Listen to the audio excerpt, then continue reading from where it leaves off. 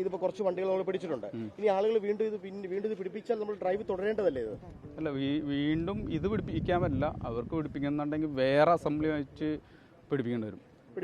ഡ്രൈവർമാരുടെ ഭാഗത്തുനിന്ന് വലിയ വിമർശനം ഈ നടപടിയുമായി ബന്ധപ്പെട്ടുണ്ടോ? എന്താ അവർ പറയുന്നത്? അവർ പറയുന്നത് അവർക്ക്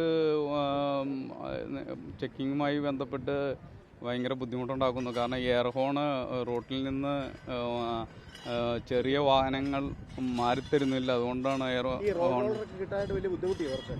ഇല്ലില്ല, അത് അറേഞ്ച് ചെയ്തിട്ടുണ്ടായിരുന്നു സാറ്. ഈ നടപടി ഇനിയും തുടരും? എങ്ങനെയാണ് ഈ നടപടികൾ തുടരും? കാരണം ഇത് അഴിച്ചെടുത്താൽ അവർക്ക് പുതുതായിട്ട് വേറെ പിടിപ്പിക്കാമല്ലോ.